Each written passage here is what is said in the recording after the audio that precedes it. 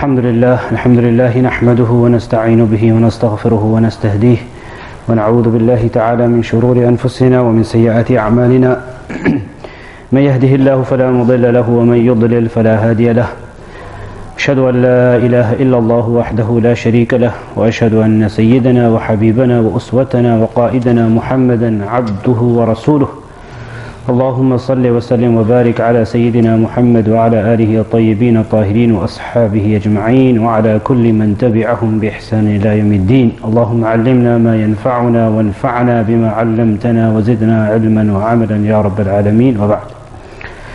Especially brothers who are present here, as well as those who will inshallah be listening online. Today's topic and title, the subject that I want to talk and discuss with you in a brief few moments inshallah ta'ala, is about love. Why are we talking about love? The title is What is Love? Maybe lots of people have love programs in February. Yeah, what's the date today? Do you know what the date is today? 13th of February. Tomorrow is 14th of February 2016. Normally, what's 14th of February? Valentine's Day. Not for Muslims, I'm saying generally, it's Valentine's Day. I don't want to talk about the ruling or the discussion and the Islamic perspective on Valentine's. But what I want to do is talk about this subject of love. I hope, inshallah, people understand this. In Arabic, love is termed as, does anybody know what love is considered as in Arabic? Love is? Yes, brother? What is it? Mahabba. Yeah? Or ulfa. Ulfa is love. Mahabba is love. I want to explain to you and discuss the definition. What is love? Mahabba, ulfa, also mawadda, another word in Arabic describing love. Mawadda. The Quran talks about love between husband and wife. وَجَعَلَ بَيْنَكُمْ مَوَدَّةً وَرَحْمَةً. Allah subhanahu wa ta'ala placed between the husband and wife mawadda, love, wa rahmah, and mercy. But if I ask myself and you and just generally pose this question, what is love? That's the title of today's talk. What is love? And I'm not singing a song. What is love? If I ask somebody what is love,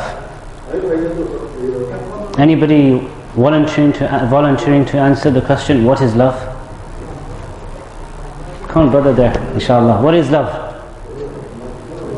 Bond between two people. Bond between two people? Well, it's part of it, slightly. Anyone else wants to say anything else? What is love? Does love mean that you care for that person? Does love mean, like for husband and wife spouses, you will be intimate with one another? Does love mean that you have this care for someone? Because there's different types of love. It's not only husband-wife love. We have husband-wife love. You have brother-sister family love. Love for parents is different. Love for children is different. Love for other human beings and friends is different. What is the definition? What is love? When people say, I love this person, or I have love for my parents, is it like you care for that person, or you will help that person, you will be in the help and assistance of that individual? Or is it that it's someone you will give your life for? Your own son, daughter is drowning and you save their life but kill yourself, not kill yourself, but get yourself killed. You sacrifice yourself for them. Is that what love is? Because it's an abstract word, love. Does love mean that if they need help, financial help, assistance, you will give them help and assistance? If all of these things are there, then in reality, if we say these things are love, then do we see today a brother helping financially another brother? Real blood brother may do, but then we find today in the world that there's two brothers, real life blood brothers, who are fighting over money, over inheritance.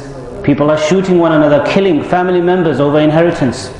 Husband, wives, spouses, they say we love one another until death do us part. They love one another. You know, when people get married, and some of the young people, I don't know if you're married or you have just married, in the beginning when marriage is taking place, or just before even marriage, I will give my life, I will die for you. The same people after 12 years are going through a bitter battle in the court of divorce, fighting over money, fighting over children, who's got custody. The same people in the first week of marriage, oh, I can't live without you, I'm going to die, would you give your life for me? Of course I'll give my life for you. Would you die for me? Of course I'll die for you. Now you're killing the other person. Is that love? That's not love. Because love is something that can never decrease. When somebody has love, real love, then you could never quarrel with that person. You could never fight with that person. If it's real love, you could never argue with that person. You could never have disputes and court battles and enmity. Parents are being oppressive over their children. With friends, one moment there's extreme friendship and love. There's a hadith of the Messenger ﷺ actually said, أحبب حبيبك هونما عسى أن يكون بغيضك هونما. Love, when you love your beloved, love in moderation, take it easy. Because one day he will become or she will become your enemy. وَابْغِضَ بَغِيضَكَ هَوْنَمَّا. And when you don't have close relationship with someone, take it easy. Don't be extreme in your enmity, or don't be extreme in your disassociation, because عَسَىٰ أَن يَكُونَ حَبِيبَكَ هَوْنَمَّا. One day that person might become your beloved. When you're friends with someone, you're so close, you tell them all the secrets, everything, and then a day might come, you might become enemies. So, moderation. Therefore, what is love? In actual fact, real love is not found in this world, with the creation, with the makhluk of Allah subhanahu wa ta'ala. Real love, even love for parents, love for children, love for your wife, love for your husband, love for your spouse, love for your family members, uncles, aunts, your teachers, your friends, your associates, your community members, your friend circle. There is no real love for the makhluk, for the creation of Allah subhanahu wa ta'ala. This heart cannot have real love, the real love, not possible. Allah has given us this one heart, and this heart can solely have the love for the creator of the heart, for Allah subhanahu wa ta'ala. That's the only real love we can have in the heart. However, we as human beings do have feelings, and we do care for other people. We do, and not just we do, but we are supposed to care for our parents and for our spouses, for our children, for our husband, for our wife. We are. But because the real love is only for Allah subhanahu wa ta'ala, therefore all of these friendships, all of this so-called love, secondary love for your husband, wife, parents, children, this love is based on the love of Allah. It's dependent on the love of Allah. It's subservient to the love of Allah subhanahu wa ta'ala. Every love, so-called love in this world, is based on the love of Allah. The connection, bond has to be firmly with Allah. That's why you can't have real love in this dunya. Real friendship does not exist. Real friendship, brother, does not exist in this world. Who was the closest to the Messenger sallallahu alaihi wasallam? from amongst the companions. Sayyiduna Abu Bakr as-Siddiq radiallahu anhu, so close, someone who sacrificed. When I said in the beginning, what is love? Is it loving? Is it caring for someone? Is it financially helping? He did all of this. The first person to embrace Islam, he said, Amanna wa saddaqna. That's why he was termed the Siddiq.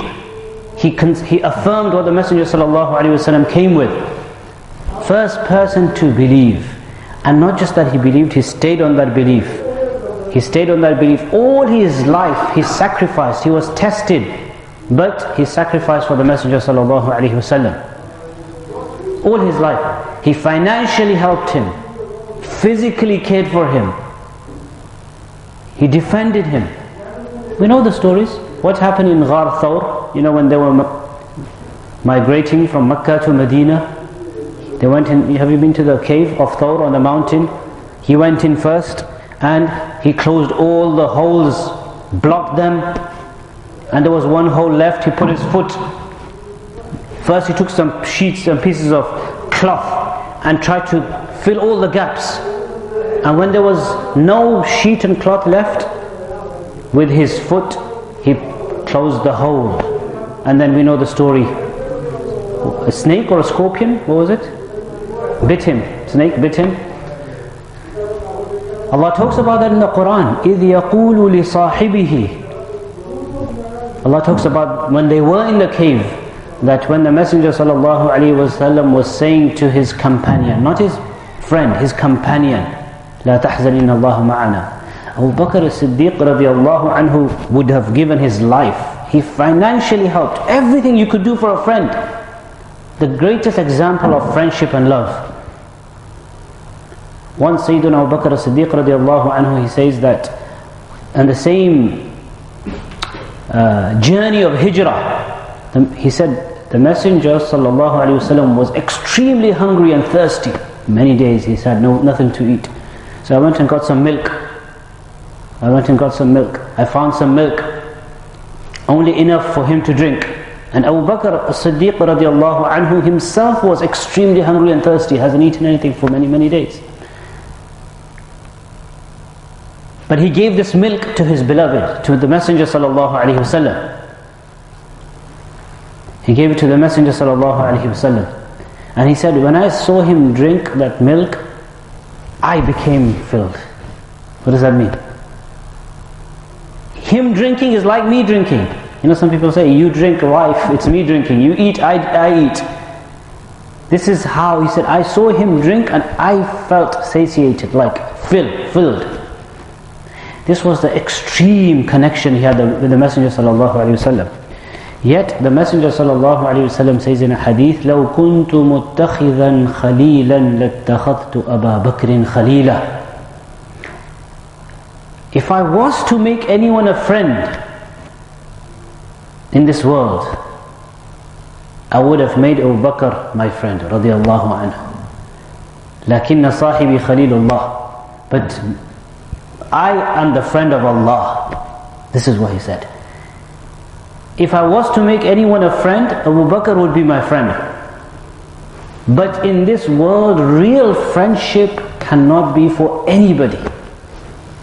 This is why when there's a test, when there's a challenge, this is why love has to be love which is based on the love of Allah. How do we know it's based on the love of Allah? If there's a conflict between Allah's command and pleasing one's beloved, so-called beloved, then what do? Allah's command comes before the happiness of the beloved. If your spouse says something, wants you to do something, and you are disobeying Allah subhanahu wa ta'ala, then of course Allah's pleasure comes before. This is the meaning of love based on the love of Allah. And this is what Islam teaches, brothers and sisters. This is what Islam teaches. We have to try to make our hearts fully, totally, completely deep into the love of Allah subhanahu wa ta'ala. And then every love is based on that love. Every love is based on that love. The Messenger sallallahu alaihi wasallam says in a hadith, من أحب لله وأبغض لله وأعطى لله ومنع لله فقد استكمل إيمانه. Whoever loves for Allah, dislikes for Allah, gives for the sake of Allah, withholds for the sake of Allah, he has indeed completed his faith. Loving for the sake of Allah, that's what you call real love. We love the Messenger sallallahu alaihi wasallam because we are loving, because we love Allah. And in reality, love of the Messenger sallallahu alaihi wasallam is love for Allah.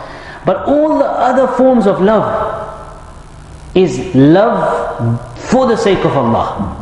You love your wife for the sake of Allah. You love your husband for the sake of Allah. You love your parents because of Allah. You love your children because of Allah. You love other Muslims and family members and relatives for the sake of Allah. Whoever you are loving, it's only and solely for the sake of Allah. It's all based on the love of Allah. It's based on the commands of Allah. It's based and dependent on the commands of Allah, the love of Allah, the connection of Allah, the deep sort of relationship and connection and strong connection we have with Allah. I'm going to explain this to you, but how do we do that? But this is what this hadith is saying. Every love has to be based on the love of Allah. And you know what? When this happens in our life, then you will see that the friendship of the world, the love, secondary type of love of the world, will actually last. A husband and wife who are married, if they love one another because of Allah, not because it's for themselves. Because I said, what is love? In the beginning I asked, is love like you said, bond, or you care for someone, or you want to financially help them, or there's one other thing I forgot. Sometimes love is you're trying to please your own self, like there's a need in your heart, there's a desire, there's something missing in your heart that you want to fill, that you're loving someone is for your own self. It's not for them. It's like the heart needs to love something. So, I'm feeling lonely, I'm feeling empty. A lot of people say, I'm feeling lonely, I need to be in a relationship because there's some emptiness, vacuum in my heart. So that is really for yourself. Whenever it's for other reasons, for personal gratification, whenever the connection, bond, love is for personal gratification, or for other reasons other than the love of Allah, then most likely there's going to be problems in this love. It's not going to last. That's why people's marriages end. That's why divorce takes place. Because the love, bond, link, marriage, connection, relationship was not built on the connection and the relationship with Allah subhanahu wa ta'ala. That's why divorces take place. And this is why many of the early scholars said that, look, have taqwa in your life. Build a connection with Allah.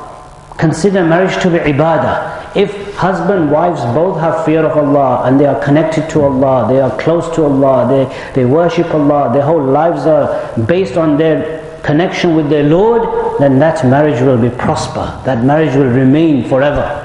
Because they are doing things for the sake of Allah. And that's why there's so many hadith. The Messenger sallallahu alaihi wasallam, he said in one hadith that the people who love for the sake of Allah, lahum manabir min nur. On the day of judgment they'll have pulpits made out of light. They'll have pulpits. يَغْبِطُهُمُ النَّبِيُّونَ وَالشُّهَدَاء. The prophets and the martyrs will be envious of them. There's a hadith al-Qudsi where Allah subhanahu wa ta'ala says that al-mutahabbuna fi jalali, the people, wajabat mahabbati sorry, this is another hadith, wajabat mahabbati lil mutahabbina fiyya. My love, Allah is saying, my love is for those people who love one another for my sake. Wal mutajalisina fiyya, they sit for my sake. وَالْمُتَزَاوِرِينَ فِيَّا, they visit for my sake. In other words, loving, sitting, meeting, greeting, going for a janazah prayer, visiting, going to a wedding, attending a wedding. Attending a wedding. Why? For the sake of Allah. Why are you going to visit someone? For the sake of Allah. You're going to the hospital to see someone? Why? For the sake of Allah. Not because, oh, you know what? He will say, why? People will say, why didn't you come? We have all these wrong intentions. We give a hadiyah, gift. Hadiyah, gift. Gift? The hadith of the Messenger sallallahu alaihi wasallam. Tahadaw tahabbu. Exchange gifts, you will increase in love. Now this will only happen, increase in love, if there's a right intention. Giving of the gift is for the sole reason, sake of pleasing Allah, with ikhlas, with sincerity, even giving gift. Nowadays what happens, why do people give gifts? Yeah, people will be exchanging gifts tomorrow, giving gifts. Why? People, wedding times, why do they give gifts? Sometimes the reason of giving gifts is because if we don't give gifts, we'll have a bad name, bad reputation. People will take it bad. What will people say? It's just for showing off. It's for ostentation. It's for riyah. It's for showing off. Wedding time, you came without no gift. Like, how can you not give a gift? There is no reward. There's actually sins. This gift is an act of sin. Anyone who gives a gift to show off, anyone who gives a gift so that the other people don't talk bad about them negatively, that's a sin. It's haram to give that gift. Another bad intention happens in marriages. You give a gift, and this is even worse. You give a gift with the intention that when our time comes, they'll give us a gift. This is actually mentioned in the Quran. وَلَا تَمْنُنْ تَسْتَكْثِرْ in Surah Al-Mudaththir. Don't do favors on others. Don't give things to others with the intention that they will give you more afterwards. And in another surah, Allah considered this. He actually gave it the name riba. What is riba? Interest. Yeah, we know interest, banking interest. But the Quran says this is also riba. وَمَا آتَيْتُم مِّن رِبًا لِيَرْبُوَ فِي أَمْوَالِ النَّاسِ فَلَا يَرْبُ عِنْدَ اللَّهِ. Don't give gifts to people with the intention that when your time comes, they'll give you more. People make lists that this person gave us this gift, this person gave us this gift, this person gave it. Now it's our time. Okay, we have to give them. It's payback. It's all payback. This is transaction. This is not a gift. This is a business dealing, interest-based dealing. My wedding time, you gave me this gift, 300 pounds. So we need to give you 305. This is interest. That was qarab, that wasn't hiba, that was a loan. These are all haram and lawful, customary, cultural, customary ways of giving a gift. Islam says, look, ikhlas, this is what the whole thing is about. Niyyah. Niyyah has to be correct. The gift has to be for the sake of Allah. What is the intention? When you love someone, what is the intention? This is the hadith, tahadaw tahabbu. When you give somebody a gift, the intention should be as follows. Express your love for that person and obtain the love of the other for the sake of Allah. This is the intention. When you give a gift to someone, only and solely for the sake of Allah, to express your love for the other person and to achieve and obtain and gain the love of the other person for yourself. That's the intention. But it has to be for the sake of Allah. Sometimes give a gift the person doesn't need to know. Go to a wedding sometimes and put an envelope without no name. One Muslim brother, one Muslim sister, your friend. Nobody knows. For the sake, you know and Allah knows. They don't need to know. They don't even need to know who's given that gift. They don't have to write on the envelope from Mr. and Mrs. whatever. There's no need. Nobody needs to know. It's for the sake of Allah. Reward is in the akhirah. This is why we have so many problems in our life. Family problems, relationship problems, divorce problems, marriage problems, husband-wife problems, parents-children problems, brother-sister problems. Everywhere there's fights, quarrels, disputes. You know what? The main reason is people have forgotten ikhlas and sincerity and correct intention. Every relationship is based on some other reasoning. The husband and the wife relationship.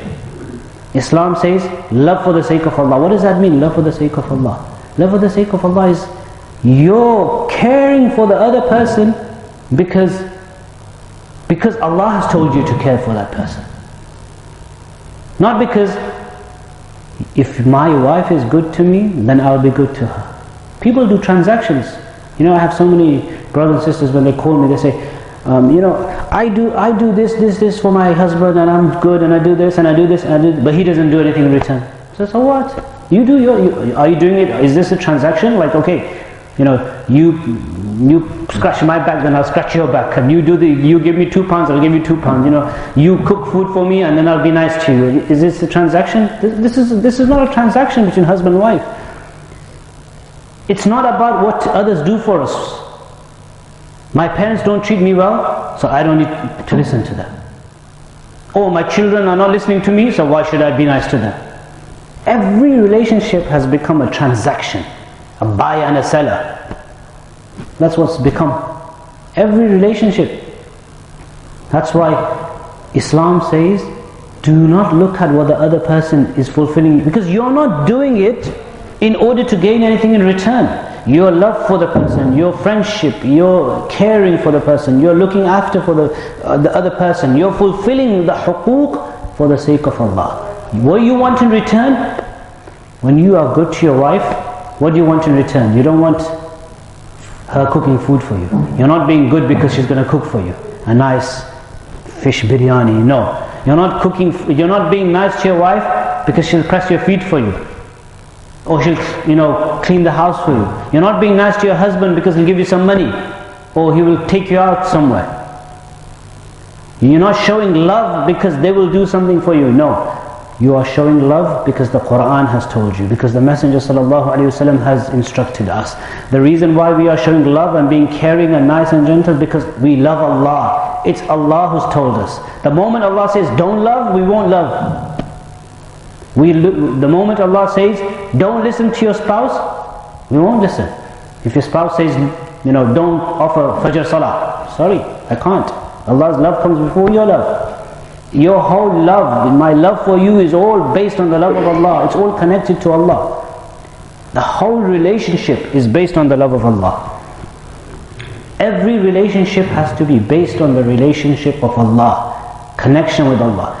And this is why we see that there is a big difference between, everyone loves, between our love for our parents, our children, our friends, brothers, siblings, our husband, wives, and the people of Allah, the awliya of Allah, the people of taqwa. We love for the other reasons.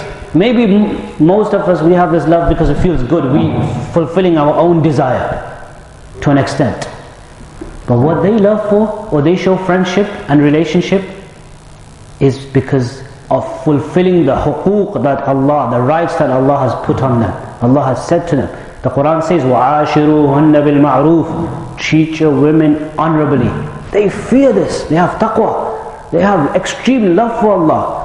And because of the extreme love of Allah, they what? They take care of their spouses. إِسْتَوْصُوا بِالنِّسَاءِ خَيْرًا. The Messenger ﷺ says, I advise you to look after your women honorably. خِيَارُكُمْ خِيَارُكُمْ لِنِسَائِهِمْ. The best amongst you are the best to their wives. And about the women, الْمَرْأَةُ إِذَا صَلَّتْ خَمْسَهَا وَصَامَ شَهْرَهَا وَأَطَاعَتْ زَوْجَهَا دَخَلَتِ الْجَنَّةِ مِنْ أَيِّ أَبْوَابٍ شَاءَتْ. A woman who prays for 5 times, offers prayers, and fasts Ramadan, obeys her husband, serves her husband, she'll enter Jannah from whichever door she wants. So many hadiths. This is the reason why a pious individual, a believer, a Muslim connected to Allah, this is the reason, main reason why you are good to your husband, you are good to your wife. The one who is not connected to Allah, the disbeliever, the one who doesn't believe in Allah, it's all for personal relationship. But then that can't remain. That's why marriages get boring. How many people stay in a marriage? You go outside and do a survey. Okay, just go outside on this, what is it called, Hackney Road. Go and do a survey for our YouTube channel. Okay, take a what do you call it, mic, and go around and ask, how many people have stayed in one single relationship all their life? I don't think you will find nobody. Talk to anyone, 60-year-olds, 65-year-olds. Since the beginning, when you first in your teenage years, speak to a 65-year-old man. Till today, how many relationships have you been in? 10, 12, 15, 30, 40, 50? Allahu A'lam. Very rarely you will find somebody who's been in one relationship. Very rarely, impossible. Look at all the celebrities and look at anyone outside, everyone. They get married, then they go through a massive divorce. All the wastage of money. Should have just given it to us, we could have built a masjid. Well, I don't know about with that money. But all the wastage of money. See how many people. Seriously, go into a survey, see how many people stay in a single relationship. I'm not even talking about marriage. In a single relationship. Very rare. And the same thing is happening to Muslims. Ask Muslim young people. If you ask the old people, mashallah, our grandparents and maybe one, marriage, the man has not seen another girl in his life, and he married her when he was 20 and she was 19, and they are 85 and 84 now. Nothing's come between them. Why? Because they lived a life of taqwa. The only way this is possible to stay in a single relationship is when you have fear of Allah. You have taqwa.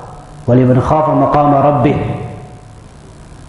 Otherwise the marriage is going to end. Marriage cannot be prosperous without connection with Allah. This is because it'll get boring. How can you stay like 60 years with the same person? It's boring. It is difficult, it's boring sometimes. You get bored after 5 years, bored. Okay, divorce, move on. The other woman looks better now. The same woman after 5 years, she gets boring. And then a third woman looks better. Some people say, I want to get a second wife and I want to get a third wife. But you know what, the second one will be like the first one after 2 years. And then the third one will be like the second one. And the fourth one will be like the third one. And then all of them will be. Then you just get rid of all 4 of them, go. Somebody actually did this. He got married once and took a second one, third and fourth, and his headache got so bad that he just divorced all 4 in one go. I've had enough, 4 headaches. Because the relationship is not with Allah. If someone has this deep connection with Allah, marriage is based on taqwa. This is why a lot of people don't know this. A lot of people may know this, but they don't think about it. When you get married, nikah, the khutbah the Imam recites is called khutbatul hajah. In there the sunnah is to recite 3 verses of taqwa. The Messenger sallallahu alayhi wa sallam, when he would conduct marriages from Surah An-Nisa, يَا أَيُّهَا النَّاسُ اتَّقُوا رَبَّكُمُ الَّذِي خَلَقَكُم مِّن نَّفْسٍ وَاحِدَةٍ وَخَلَقَ مِنْهَا زَوْجَهَا وَبَثَّ مِنْهُمَا رِجَالًا كَثِيرًا وَنِسَاءً وَاتَّقُوا اللَّهَ الَّذِي تَسَاءَلُونَ بِهِ وَالْأَرْحَامَ إِنَّ اللَّهَ كَانَ عَلَيْكُمْ رَقِيبًا. That's ayah number 1. Have you ever attended the nikah ceremony? Yes, so you must have heard of these ayat. People don't know because another problem, we don't know the Arabic, we don't know the verse, nobody knows what's going on. What is nikah? What's happening? Why is the Imam reading this? Nobody knows anything. يا أيها الذين آمنوا اتقوا الله حق تقاته ولا تموتن إلا وأنتم مسلمون. Surah Al-Imran. And then يا أيها الذين آمنوا اتقوا الله وقولوا قولا سديدا يصلح لكم أعمالكم ويغفر لكم ذنوبكم ومن يطع الله ورسوله فقد فاز فوزا عظيما. All verses of taqwa. Like in the sunnah, in the sunnah of the khutbah, the Messenger sallallahu alaihi wasallam could have chosen any other ayah to do with nikah and marriage. But he didn't do that. He chose 3 verses that have the word fear Allah in them. Why? Nikah time, we're not talking about nikah. Like he could have recited a verse, get married. Or, it could be something about nikah and marriage. I once somebody asked me, we want to talk on marriage. So I went there and gave a talk on taqwa. Afterwards they said, we thought, the talk was about marriage. I said, well, marriage is taqwa. That's what marriage is. This ibadah. This is why 3 verses, the fear of Allah. Why these 3 verses are being recited now? To remind the bride and the groom, the husband and wife, that if you want this marriage to survive, there's only one way that it will happen, which is fear of Allah. At every moment, the moment you want to speak to your wife, you think to yourself, what is taqwa? You think to yourself, the way I speak, the words I use, the tone I use, Allah will ask me, Allah subhanahu wa ta'ala will ask me on the day of Qiyamah, why did you shout at your wife? Likewise the woman, Allah will ask the woman, why did you swear at your husband? Why did you talk to her in this way? Why did, the way we treat our parents, children, everyone, all this relationship. This is what taqwa is. There's one sheikh from the subcontinent, he once said to his students in his old age, that in 55 years of marriage, I have not raised my voice over the voice of my wife. Imagine, 55 years I've been married, I've not raised my voice over the voice of my wife. This is not possible unless you have extreme taqwa and love. Nobody, no romantic person can do this. All these people being romantic on Valentine's Day. Yes, it's easy to be, like give a flower and I love you and all of that. And then what? After about 1 week, you'll probably be swearing on the street or somewhere. Or at home, you've just woken up and probably you swore at one another because you went to get, something went wrong at home and argument. Gave a rose and then 2 weeks later there's an argument. What's happened? This is why, and look at this sheikh, he's saying 55 years I've been married, I have not raised my voice. I haven't said it. Hey! Nothing like, not raised my voice. Just imagine. I've mentioned this many times in the talks, and it's, when you think of it more and more, it's just, sometimes you think it's humanly impossible. Imagine, this is not just, I haven't, I can say to you, brother, I've never shouted at you in my life. I've never raised my voice. First time I've seen you, it's easy. I can say to any brother here, like I've never got angry at you, I never swore at you, easy. Imagine saying that about your wife. You sleep in the same bed, you sleep in the same room, you eat the same food, you eat together, you sleep together, you live in the same house, you do things together, you discuss, you raise children together, you raise your sons together, you raise your daughters together, you think about everything about life together. Imagine 55, that's 5 years you live day and night with someone and you don't, let alone swear and shout, you don't even raise your voice. وَغْضُضْ مِنْ صَوْتِكَ. The Quran says, when you talk to someone, lower the tone of your speech. إِنَّ أَنْكَرَ الْأَصْوَاتِ لَصَوْتُ الْحَمِيرِ. Because donkeys shout. This is what the Quran says. Not human beings, they don't scream and shout. Imagine, this is his wife, 55 years, he's never raised his tone. This can only happen. This can only happen if, when this person, this sheikh was connected to Allah. He loved his wife for the sake of Allah. It's this fear in the heart that I need to fulfill her huquq, her rights, for the sake of Allah. And this is why the dua says, Allahumma aj'al hubbaka ahabba al-ashya'i ilayya. Oh Allah, make your love the most beloved to me. And that's why the hadith, again, لا يؤمن أحدكم حتى يحب where the Messenger sallallahu alayhi wa sallam said that لا يؤمن أحدكم حتى أكون أحب إليه من نفسه وماله وولده والناس أجمعين. You can't be a complete believer until I don't become more beloved to you, even than your own self, your children, your wealth, and your whole of mankind, even than your own selves. In other words, we have to love Allah and His Messenger sallallahu alayhi wa sallam more than even our own selves. Someone, when we say, what is love? Again, back to the original question. What is love? What is love? Original question. Can you love yourself? When you say love is like, you give your life, then of course the most love we'll have for your own self. In Islam, we have to have love for Allah and His Messenger sallallahu alaihi wasallam more than even we love our own selves. If we take this in our life, everything revolves around the love of Allah subhanahu wa ta'ala. Everything revolves around love for Deen and Islam and the Messenger sallallahu alayhi wa sallam. This heart cannot have more than two loves. We have to be what? We have to be, what's that word I'm looking for? Not dedicated, but we have to be loyal. This heart, you can't cheat. You can't have other loves.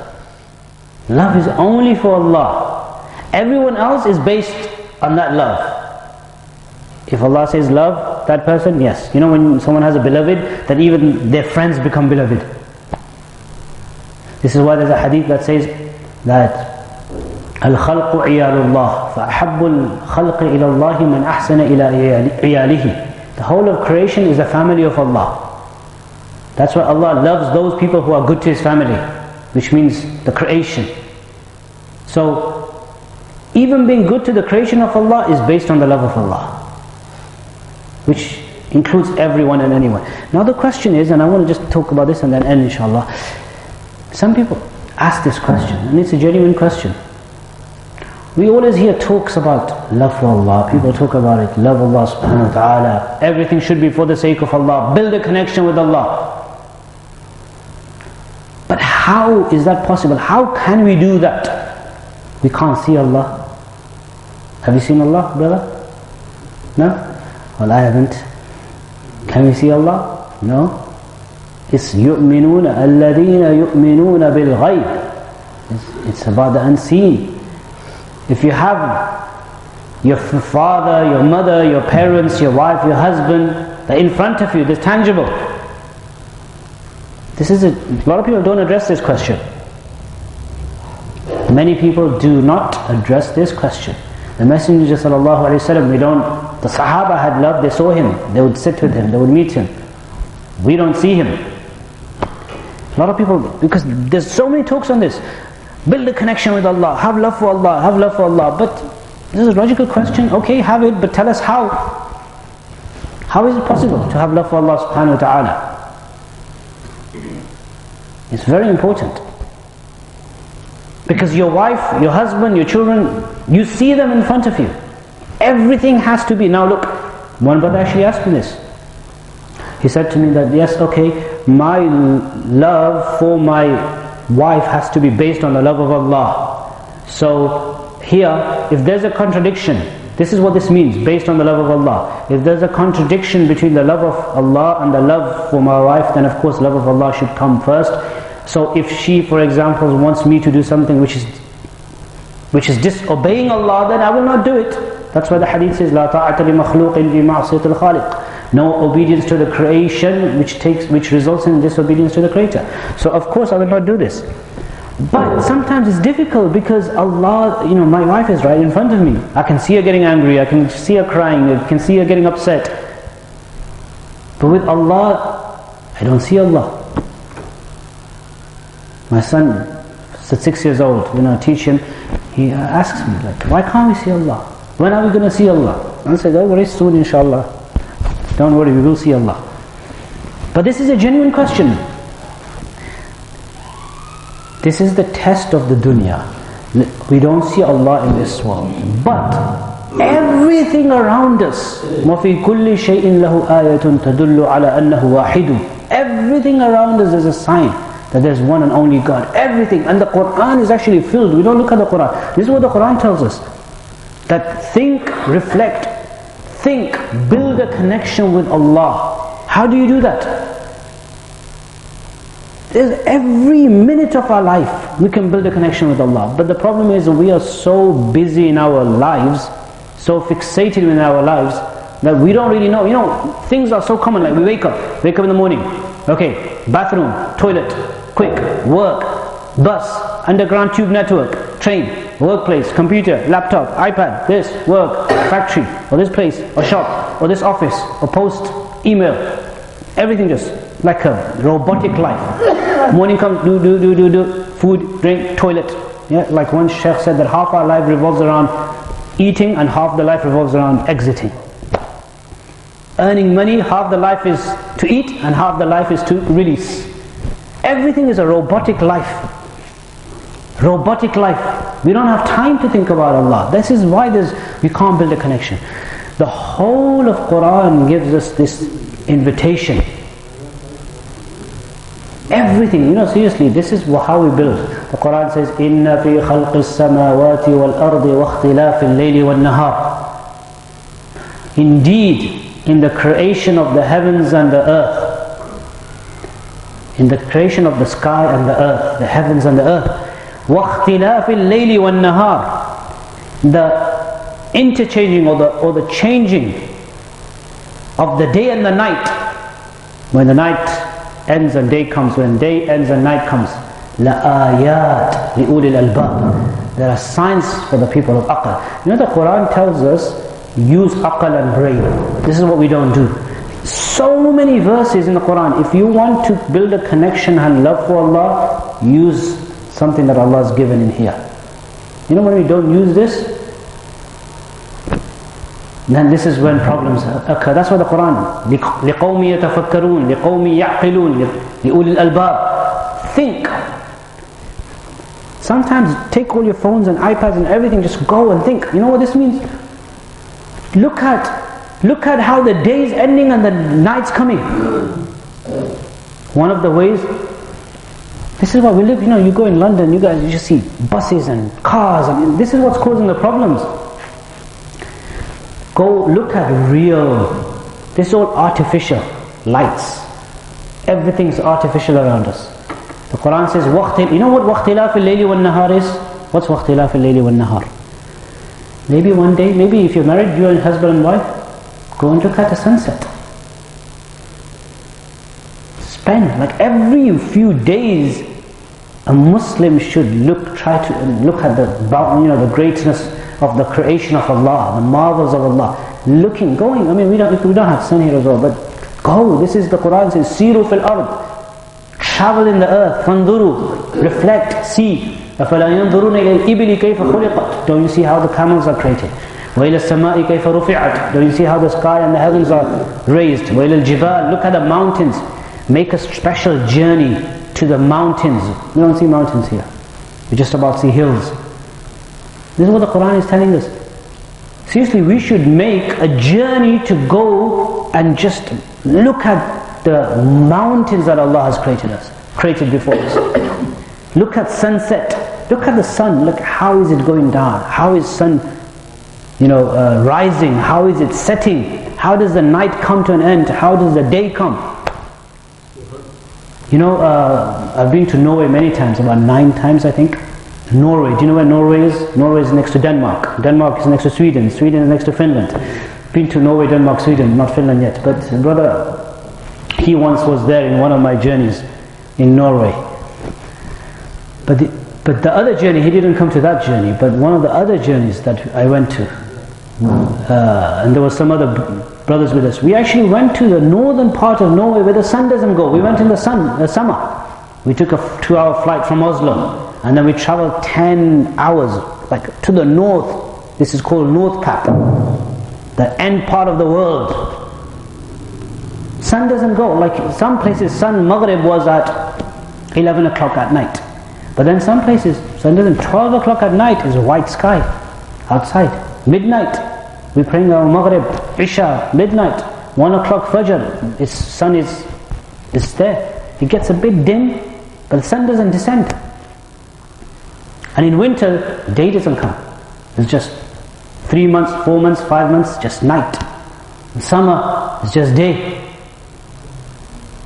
Especially when I said I want to go there. We spent 5 days in those parts of, just to, look at the amazing, the sun is an amazing creation of Allah. Well, we don't have time to think, to study about the sun, about the different stars and planets.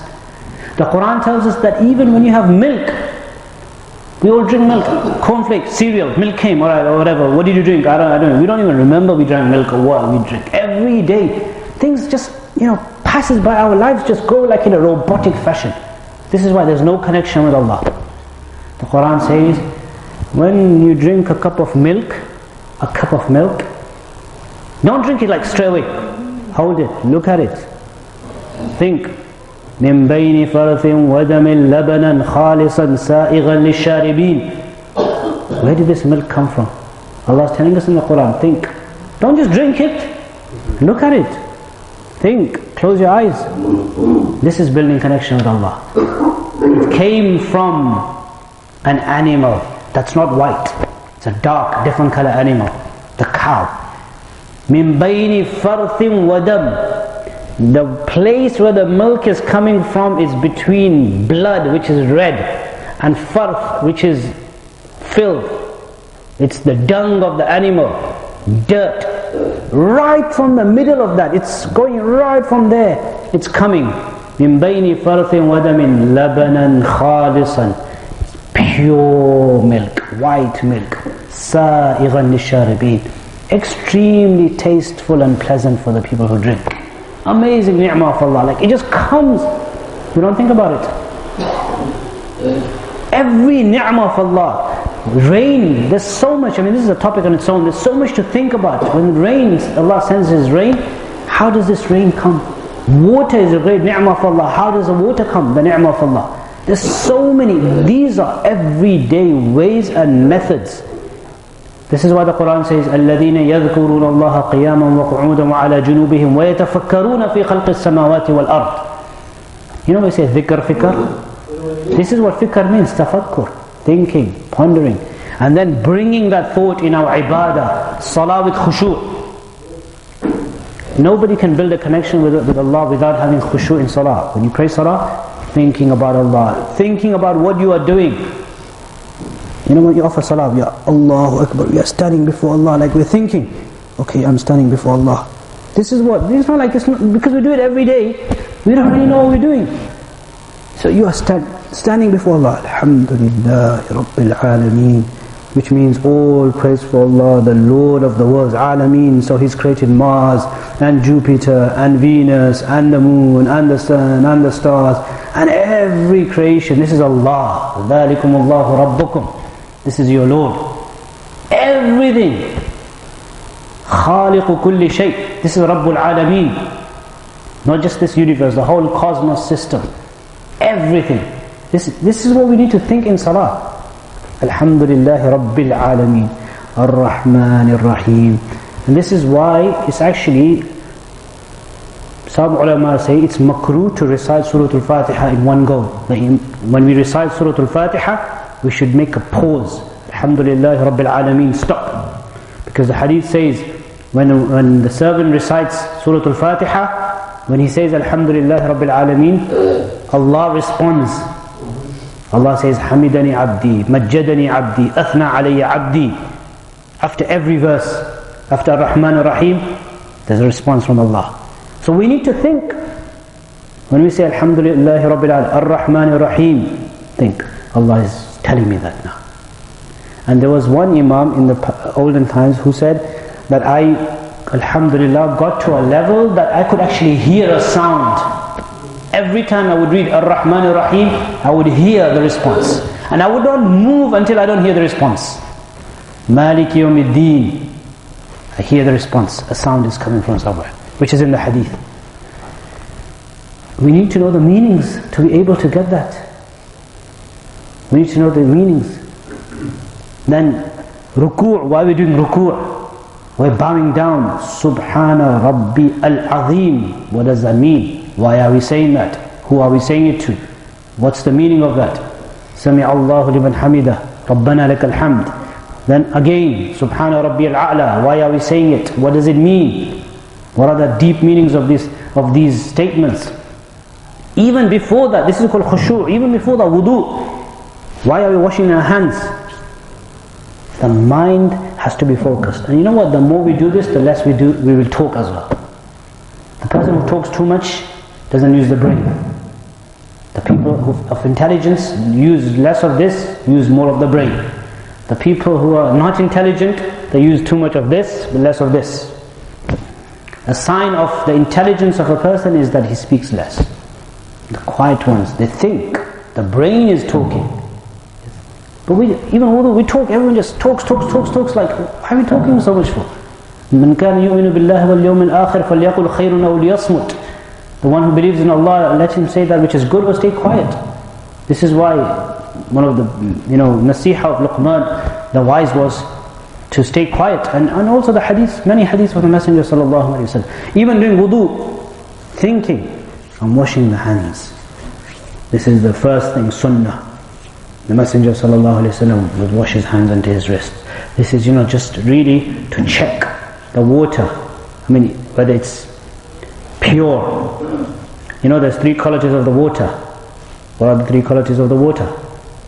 Taste, smell, and color. So you're just checking the color, really.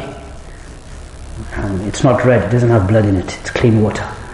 Then madmada, tasting, there's no najasa in it, it's all fine. Then istinshaq, smelling, no, it doesn't smell like alcohol, there's nothing haram in it, it's clean water. Checked the 3 things. Now let's do our first fard. Wash the face. That's the hikmah. And the hadith says, every organ that you wash, kharajat dhunubuhu, the sins are forgiven. So when you're washing your arm, all the sins are being forgiven. Think, we need to think. You know, I have my son who's 6 years old. When I make him the wudu, I actually tell him, I said, wash your arm. Think, yesterday you were naughty. Look, that naughty, that water is naughtiness going away. That naughty, that was when you were being angry. That's that. All the sins are forgiven. So wash it. Think. Alhamdulillah, Allah, please, yes, forgive my sins. It's all coming off. Wash. It's in the hadith. This is the thought. Every wudu we do that way. Every wudu. And then read the dua. Allahumma ja'alni min at-tawabin wa ja'alni min al-mutahharin. Mind is focused. Every wudu, every salah.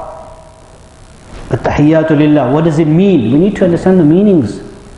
At-tahiyyatu lillah, wa salawatu lillah, wa tayyibatu lillah, assalamu alayka ayyuhan nabi, all of it. And then after salah, why are we doing salam this way, and who are we intending, and why are we making salam this way, who are we intending, all of this. And then every dua, wake up in the morning, we read dua. What's the meaning? Why are we reading dua? Alhamdulillahi alladhi ahyana ba'da ma amatana wa ilayhi nushur. Oh Allah, all praise for you, all thanks for Allah who gave us life after death. We were dead. Death, sleep is death. That's why we say, Allahumma bi ismika amutu wa ahya, amutu. Every dua, you go into the toilet, Allahumma inni a'udhu bika min al-khubuthi wal khaba'ith. Oh Allah, I ask you to protect me from male and female shaitan.